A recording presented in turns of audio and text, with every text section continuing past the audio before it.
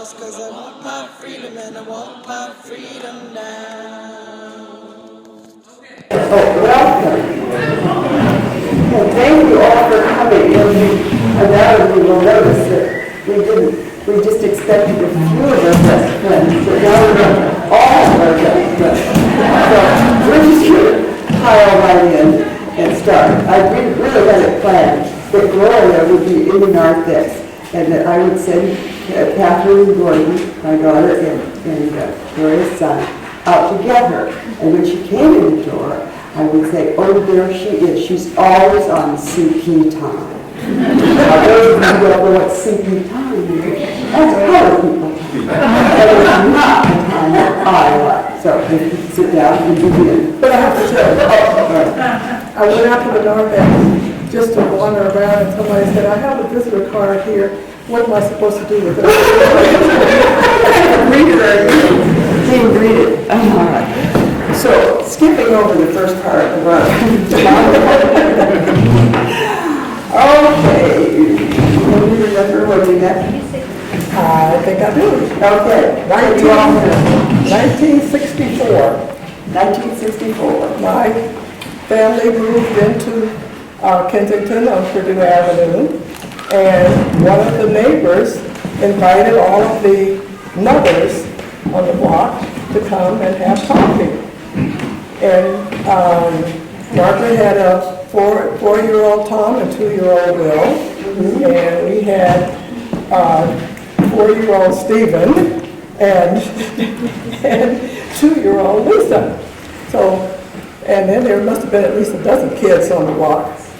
Well, it was a wonderful party, but I really wonder why it is that they gave, but I moved in 2 years earlier, there was no party for me. It could have been because these two kids of hers were really beautiful. There's beautiful Lisa and beautiful Steve. And I had these two rotten little boys. They didn't even show up today, you know. So that's probably the reason that you think. Well, I guess you didn't get it, right? We were the first black family to move into that neighborhood. I'm sure we felt welcomed. Stupid me, okay. Okay, yes. All right. So let's see, we're starting back at the first year or so of our lives, right? And as you're from San Angelo, Texas. Yes. And I can see by the map over there that San Angelo is kind of in the middle of Texas. Can you tell me a little bit about it? Well, it's a relatively small town, but I went to an event several years ago where the mayor of San Angelo spoke, and he said, you have to be coming here to get here. No through traffic. Okay, so that's, but look, you know what? That's where I was born, really. I remember your birth. I'm trying to remember the name of the midwife who delivered you. Oh, how happy we all were. You were a very pretty little baby girl. I've known you since your first breath outside your mother's womb. You were such a beautiful little girl. You looked just like Shirley Temple. Yes, we love to make those Shirley Temple curls every Saturday night. For us in San Angelo, you were our Shirley Temple. And you really did look like her, not a flaw about you. Who was that?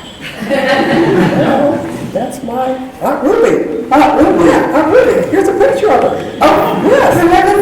Oh, she's the one that you go back and visit every once in a while. She lives in Hilton Head, right? Right. And you were just there last fall. I was there last fall, and we were just beginning this project, so to speak. So your son, Tom, he does do good things. He gave me a recorder, so I was able to interview her so that she could tell me things about San Angelo, about me, that I didn't remember. So that's, so that's Aunt Ruby. So she's 94, right? She's 94, now, and she's, she's always adding 2 cents to whatever I had to say. But listen, and she gives good advice. And after I told her about what we were preparing to do, then I think you're now on her radar. Oh my, that's wonderful. She sure thinks you're something special, Shirley Temple. Yeah, right, yeah, well, she gets carried away sometimes. But you know what, we're talking about me, what about you? Tell me about Fort Wayne. Fort Wayne is in the upper northeast corner of Indiana. And there was an article, it was either in Look magazine or Saturday Evening Post, that described Fort Wayne as being just 7 years behind the times. It's grown a bit from that. We lived in a nice house. I have my house, picture of my house over there, in a nice neighborhood. And we had a nice swing set in our backyard. But the best part of our lives was that every summer, since I was 2 years old, we would get in our cars on Memorial Day, and we would drive up to the lake. And we would spend the summer, and I would spend the summer swimming every day, and friends up there would play games. It was heaven. I just never understood why anybody would want to stay in town, in that hot town all summer, when you could just go to the lake. Yeah, you were privileged. Privileged. Oh, that's what it is.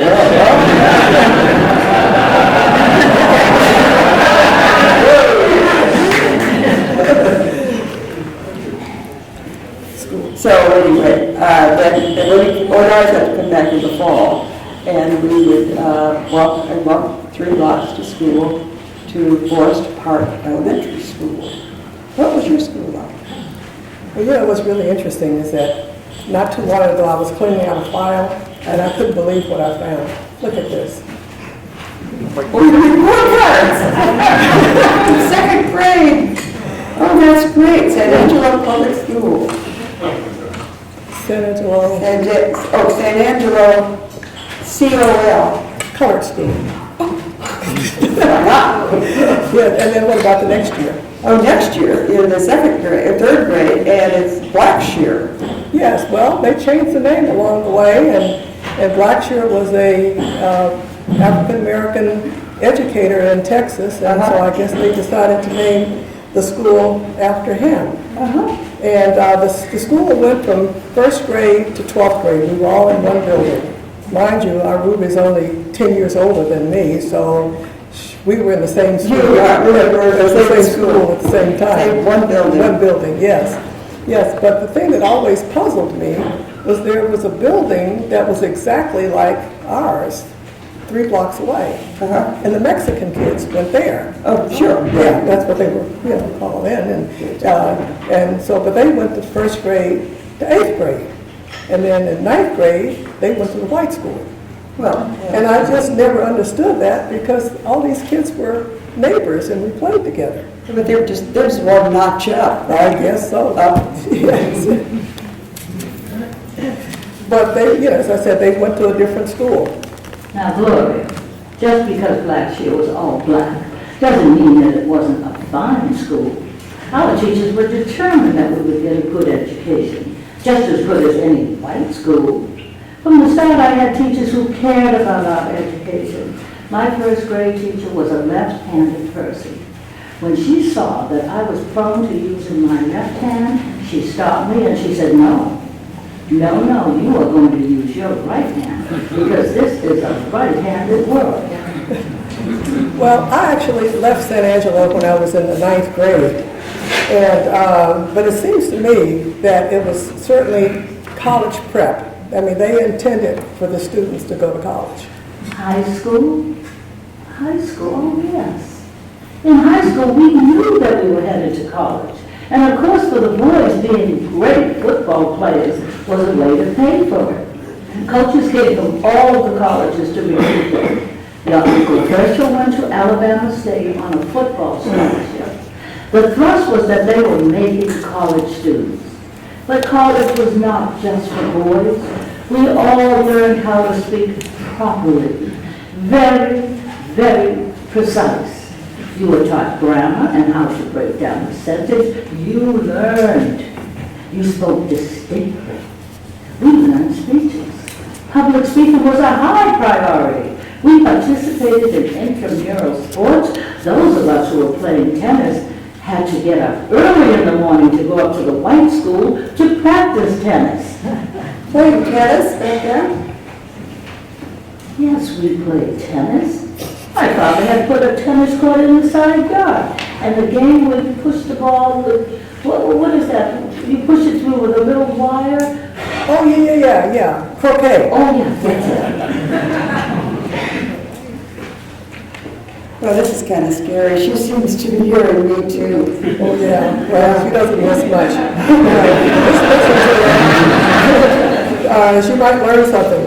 She not only knows about schooling and what that was about, but also, she knew about the family. That's right. Home, church, and school. There was family everywhere. We really lived like that. In my house, there was Aunt Jessie Mae and Aunt Vern were all still at home. Yes, everybody was there. Herschel, Virgil, and Uncle Osbury. There were 3 homes, cousins of my mother, 2 of them. Aunt Bertie and Cousin Rosie lived on 8th Street, and we lived on 7th Street. The only thing that separated us was the alley. My mother and father had 2 lots, one on each side of the house. That house was the center of everything. It was a gathering place, and whenever any of the lots came to San Angelo from anywhere, some lived in Goliad or San Antonio, they would drive up weekends, and we always had space. Pallets on the floor. It was just a big, big family. She's always doing that. Always, I start to tell a story and she Then the Carnes and the Perrys. And the Phillips? Yes, the Phillips. They lived out on 7th Street. And the Blands. Oh, I didn't know the Blands were related to us. Oh, yes, they were. Uncle Harmon's wife, Savannah's sister, Leland Bland, Wilson's mother. All of us lived there as a unit. Everybody looked out for everybody. And then the Williams lived on the other side of 8th Street. Oh, yeah, Cecil Williams family. Cecil Williams. No, he's the longtime pastor over at in San Francisco. He lived down the street from us. That's right, Cecil Williams and the Biggs. Uncle Jack was their patriarch. They lived with Cecil's parents. There were about 5 kids. Johnny May, Jack and Maurice, and Cecil. Jesus! Then the other little fellow, Jake, was born. And wasn't church pretty important to us? Home, church, and school. Those were our main activities. My mother would never let us stay at anybody else's house. My mother said that everything we wanted or needed was at 216 West 7th Street.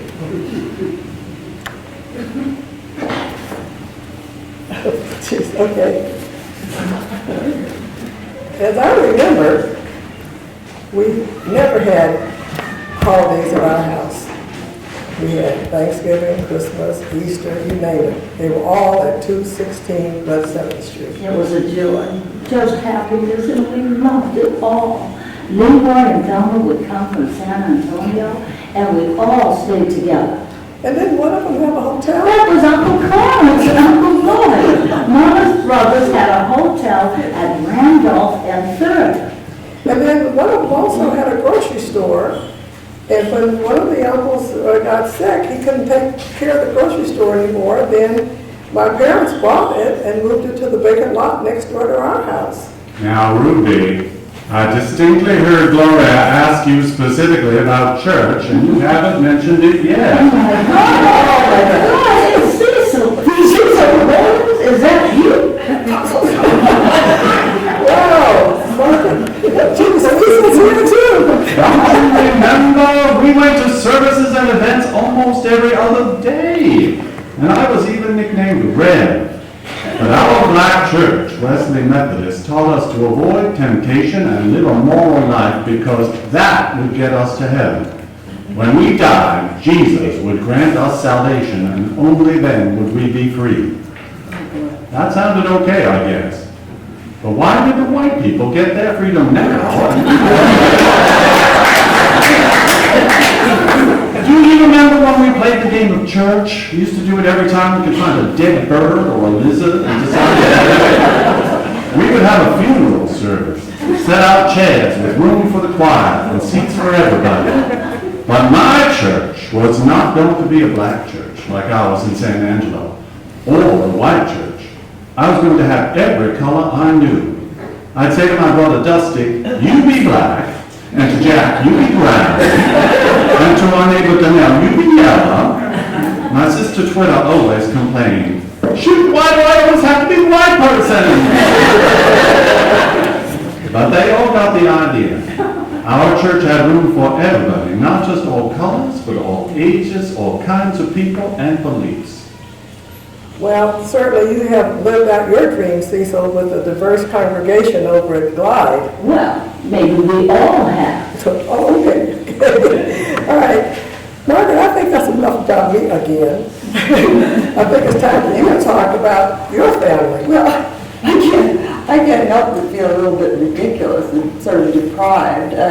I had, outside of my mother and my father and my brother, you can count my relatives on one hand. I had anywhere near that were anywhere close to me, but at least I didn't have people interrupting me all. But we went to a church. My mother was an Episcopalian, my father was a Presbyterian, and naturally my brother and I went to the big cathedral, which was the Trinity English Lutheran Church there in Fort Wayne. But I really don't remember. I do know that it was an all-white school. But it's really getting pretty boring, my life in Indiana. So let me get back to my questions. Were all the schools in Texas segregated? Oh, yeah. Yeah, you know, it was one of the first Confederate schools. Yes, yeah, Texas joined the Confederacy in 1861, and the schools were all segregated until Brown versus the Board of Education passed in 1954.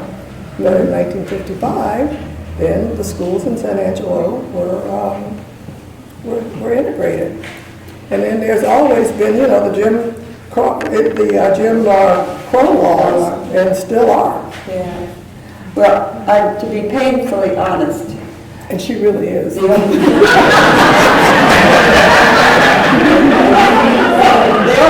I knew about Texas was that I got from Gene Autry movies or John Wayne movies.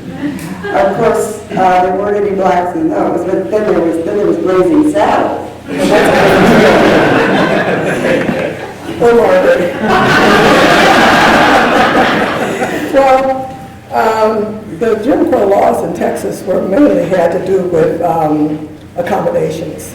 I mean, you had to sit a certain place on the trains, you had to sit a certain place on the buses, and the hotels were, you know, you never knew whether you were going to be able to stay in a hotel or not. And I was wondering, have you ever heard of this? The Green Book? The Green Book? Yeah. You know, this Green Book. The Negro Motorist Green Book. Yeah, it was published in 1936 because blacks didn't want to end up someplace where they were not welcome. So they not only bought cars to travel across country, but they also had the Green Book would tell them where they could stay and that kind of thing. Yes. Here's Fort Wayne, my town. One restaurant, Leo Manuel's at the 1329 Lafayette Street. So they could come in town, eat, but they had to get out of town before it would go to bed, right? Yeah, that's right. But you know what? I had a first-hand experience with that. You did? I did, in 1955. My sister and I were driving to Denver, and we called ahead to Salt Lake City to make a reservation at a hotel, so we knew we didn't want to, you know, drive all the way through. And so we got to the hotel, and I said, I have a reservation, gave her my name, And she just looked at me, never looked at her book to see if we. She just looked at you? She just looked and said, we didn't get it. I'm sorry. We don't have your reservation. So tell me about Indiana. They didn't have. It's funny, I did look into that, and the only laws in Indiana, the only Jim Crow laws had to do with miscegenation. We were so afraid that we might get that taint of black blood, that there were lots of laws, but I want to read this story to you. It comes from New Albany school system in southern Indiana. And it was actually during the early 1870s, the New Albany school system denied 2 visibly white children from enrolling in classes on the grounds they were colored. After a genealogical investigation, you can imagine what a genealogical investigation was in 1870, it was determined that the taint of Negro blood in their veins was only 1/64th degree. The county superintendent concurred with the school's decision, but the state superintendent, M.B. Hopkins, believed school systems should consult the Indiana marriage law for the definition of a colored person. Since the law prohibited marriage between a white person and 1/8 African American blood, Hopkins concluded that any amount less than 1/8 was suitable for school admission. So, if that's not the most ridiculous thing I ever heard, I don't know what is. Back to myself, back to my right page here.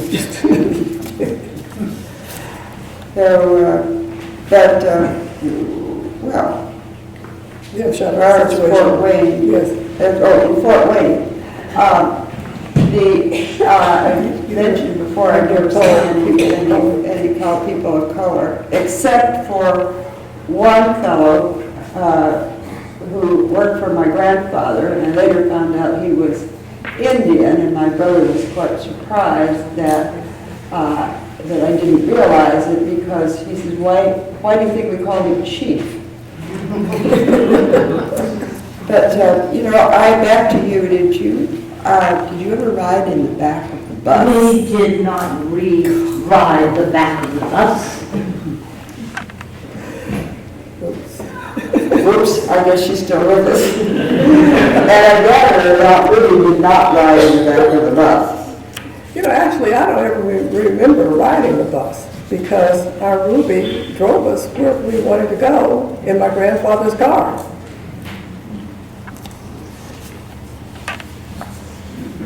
Her father had a car. Yeah, but he couldn't drive. I really drove. But she's too young to drive. Well, you know what? This time I'm going to let her tell her story. So my father took me down to the motor vehicle bureau and told the man that he must give me a license. And so the man looked over at me and asked me, how old are you? And I told him, I'm 11 years old. And he said to my father, Mr. Lott, can't give her a license because she's too young. And my father said, you are going to give her a license today, because we do not ride the back of the bus, and my wife and I have to have someone to drive us, and she's going to drive us, and I will be responsible for her, so give her a license. And I have been having a license since I was 11 years old. And I have a very good record. I have driven across the country 3 times. And I am an excellent driver and Now wait a minute, Miss Ruby. You make it all sound so great there in San Angelo, like we have the upper hand and all. I'm beginning to think you may have forgotten some of the bad stuff. You're giving these ladies too pretty a picture of San Angelo. I just guess you didn't get over those tracks much. Or maybe you were in your big car whenever you did. I can tell you girls some stories of how we were really treated when we were kids and tried to get out of our neighborhood. To hear my mother called a nigger bitch by a policeman who had accused her of stealing as we left a grocery store in the white area of San Angelo is something I shall never forget. Well, Cecil, I heard you had your way of getting around sitting in the back of the bus. Why don't you tell us about that? Well, As I said before, I didn't think we should have to wait around for so long for that freedom, so I had to use a little imagination to get what I wanted. And I did not want to ride on the back of the bus. So every day when I got on the bus, I hung around up front so I could start a conversation with the white driver, so he wouldn't have a chance to turn around and check to see if the black people were actually in the back. I asked him a lot of questions, and he talked about a lot of stuff. How hard it was to drive in heavy traffic, which routes were boring and which routes were interesting, where accidents are likely to happen. I could see that bus drivers are lonely and feel unappreciated, and that it was worth it to bend the rules a bit if an inquisitive Negro could happen by. It worked every time. I had lots of ways of avoiding the white people's rules. I could slip into front doors unnoticed. Well, I could... Well, I guess we all have our methods of getting our way. Oh, gosh, you gotta get back to my questions here. Voting rights. I know that you were not there when you were old enough to vote, but did your parents vote? Oh, I'm sure they did. But what I remember is that my grandparents had a mason jar that they put their pennies and extra change in, so that when it came time to vote, they would have money for the poll tax. And I didn't know what a poll tax was at the time. When the blacks wanted to vote, they had to pay poll tax. At a young age, Papa showed me the mason jar that whenever he found a penny or had an extra one in their pockets, he and Mama would put it in there because they had to have 75 cents for Mama and 75 cents for my father to vote. And that was most important. He told me, be sure you have a little jar so that you can vote. Be sure that you always vote. Don't ever miss voting. In my 93 years since I have been of age, I have never missed voting. She doesn't miss a trick, does she? No, and I guess that you could say that she's really been my mentor and inspiration over the years, yes. Well, let's get back to you. Why and when did you leave San Angelo? Well, I left San Angelo in 1946 because my father worked at an Air Force base as a custodian, excuse me.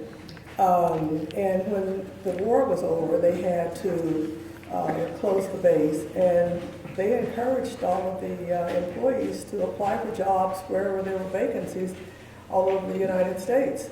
So my father applied for a number of jobs, and What did he do? he was a custodian. And so they found jobs?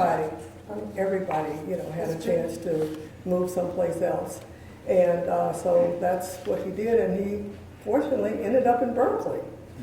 But the thing is, his brother had come to San Francisco during the war to work at the shipyards in San Francisco, and one of my grandfather's brothers worked on the ferry across, and he was a cook on the ferry that went across the bay before the Bay Bridge was built. So he had died, but his family still lived here, so we had cousins here too. Yes. You had, Yeah, but they were all part of what is called the Great Migration, and there are a couple of books over there about the Great Migration of blacks moving from the south to the, both the north and the west. Yes, exactly. Well, then, obviously you have relatives everywhere. But what about Aunt Ruby? What was she doing? Did she go to college? Oh, sure, yeah. She started out at Tuskegee Institute in Tuskegee, Alabama. Booker T. Washington was the first president of Tuskegee. He taught his students how to make bricks, and they built those buildings with handmade bricks. I sang in the choir, a cappella choir. Oh my goodness, just remembering and hearing those beautiful voices. Way in the water, way in the water, children, way in the water.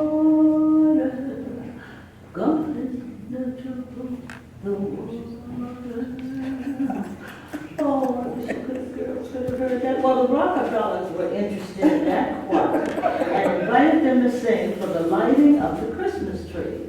And then they sang at St. Patrick's Cathedral on Fifth Avenue. That was some choir. I'm so glad Jesus lifted me up. I'm so glad Jesus lifted me up. I'm so glad, I'm so glad, I'm so glad. Oh my gosh. Most of the students worked in order to pay tuition. I lived in James Hall, the freshman dormitory. Mother told me before I left, you have to make all your classes and your meals. We don't have extra money to do things. So I got up every morning and I passed and waved at George Washington Carver. I would wave at him standing on the roof of his laboratory. And we would wave and good morning, he would say. He taught at Tuskegee for 47 years. Excuse me, Ruby, I need to interrupt you here. Margaret, do you know much about George Washington Carver? Well, I've heard his name, and I know he had something to do with growing things. Yes, well, he was a botanist. And what he found, and this is a picture of George Washington Carver, and he developed ways of growing peanuts and sweet potatoes, but he's really kind of known for peanuts. But the other thing is that he taught the farmers about rotating crops, because all they were growing was cotton. Mm-hmm. And you know, that ruins the soil after a while. You have to move things around a bit. So he developed that. Mm-hmm. And just think about it. Jimmy Carter wouldn't have been a successful peanut farmer if it hadn't been for George. And guess what else? We wouldn't have peanuts. People just don't realize the significance of all that. But the exposure I had was so rewarding to be involved in so many things. And these people were so humble and dedicated to helping all of us make it. And let all of us know who we were, that you must hold your head high and know that you are somebody. And most of all, that God loves you. Amen. Well, ladies, it's been awfully nice talking to you, but I have to get back to writing my sermon for Sunday morning. So let me know when we can get together again. Well, geez, Cecil, I'm really happy you were able to stop by. It's good to hear from you. Yes, it was, Cecil. God be with you.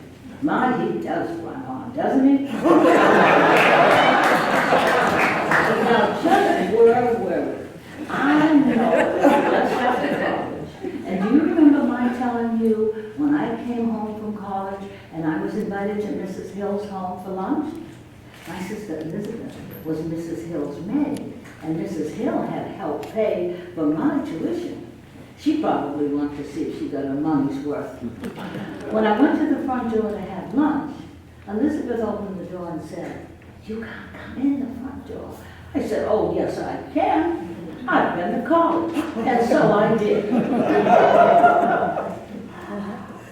Did Aunt Ruby stay in San Angelo after college? Oh, no. No, she transferred from Tuskegee to Wiley College in Marshall, Texas, because it was closer to home, and her parents felt they wanted her closer to home during the war. And so she transferred there, and it's a Methodist college, and she was recruited by the missionary district, missionary department of the Methodist Church in their headquarters in New York. New York? In New York, yes. Okay. Where she really, when she got there, she found life was really quite different.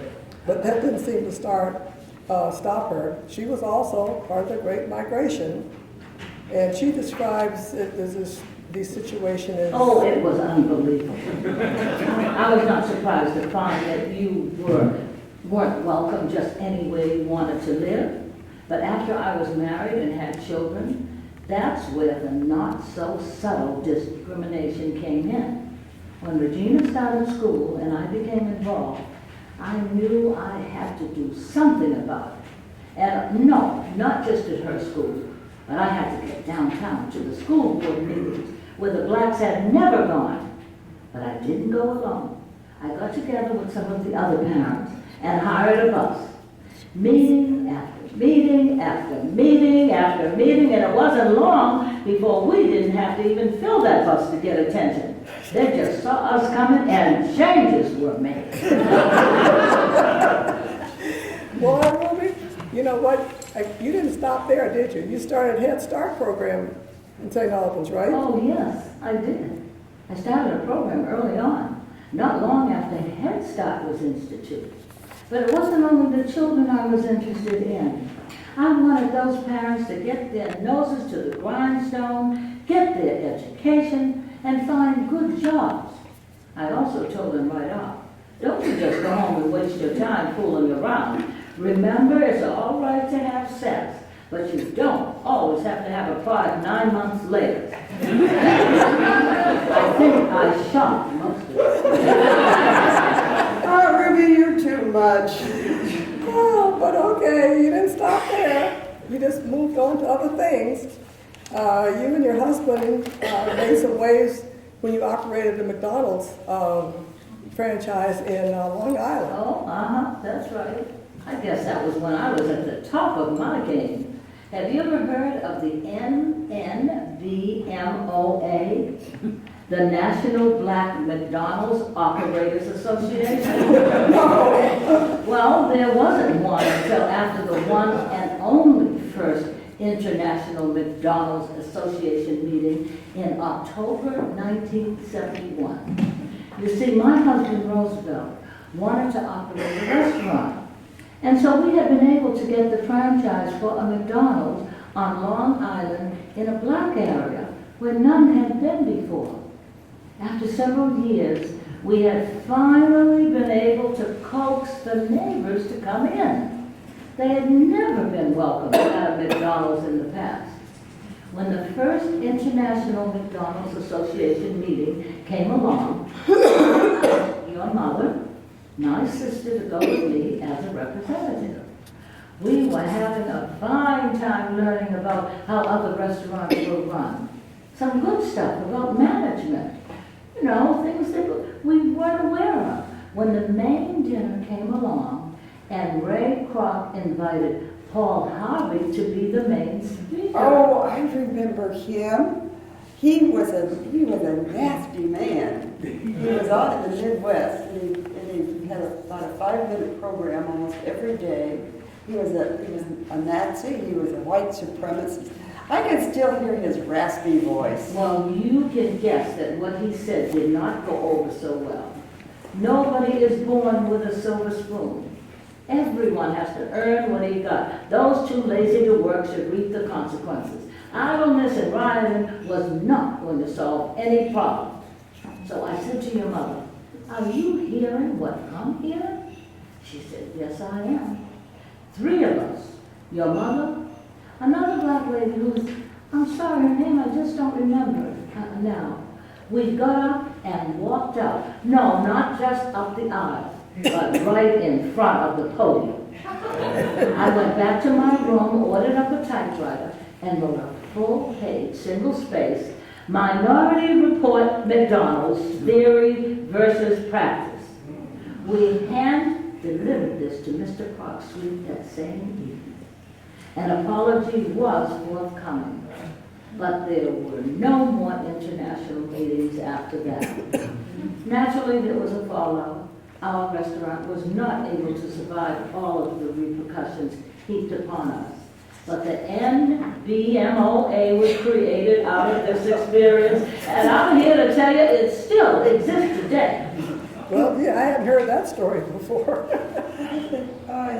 It just seems to me that all one really needs to be successful in this world is to come from a great big family, a very supportive family, and have an Aunt Ruby, 94 years old. Oh, Ruby, I wonder, is there any possibility that you could help me? Oh, Margaret, dear, you just waited too long. I don't think I can do much more. I'm 86 years old. And if you haven't figured it out by now, I'm not sure I will be of much help. Oh, my goodness, look, it's past my nap time. Well, I better go now, girls. Nice to meet you, Margaret. You can come around and see me anytime.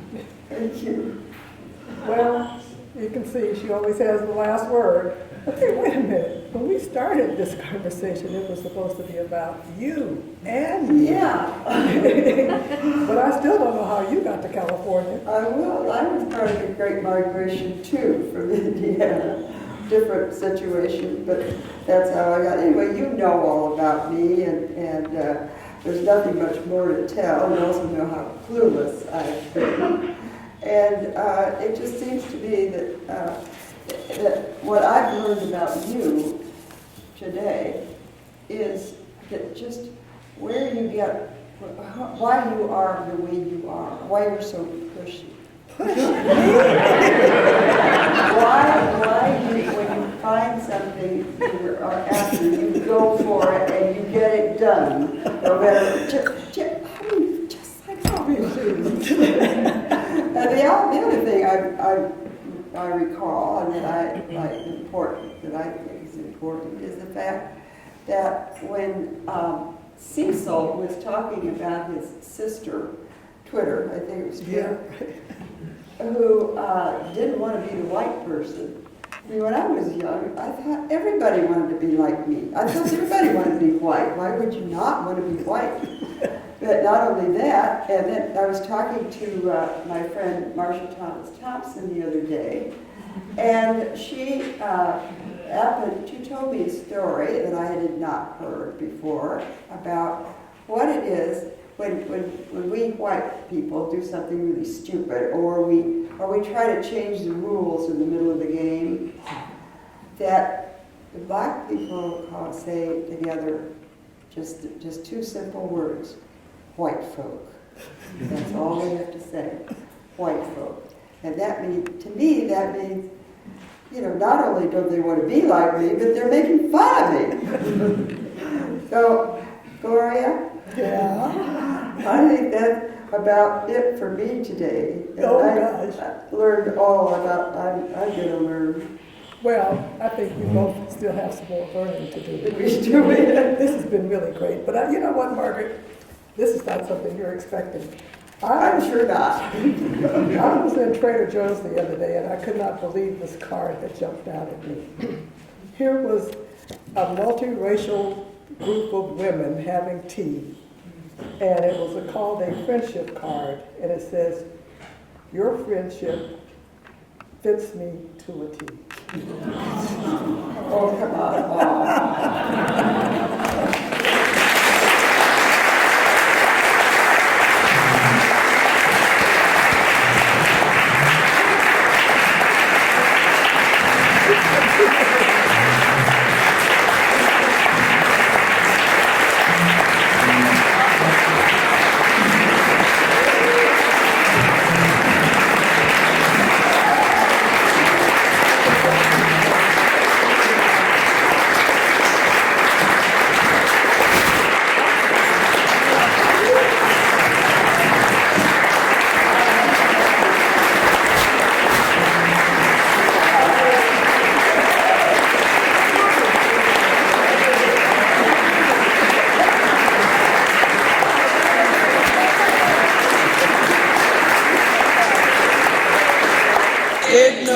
Cause I want my freedom and I want my freedom and I want my freedom and I ain't no wars and I want my freedom and I want my freedom now.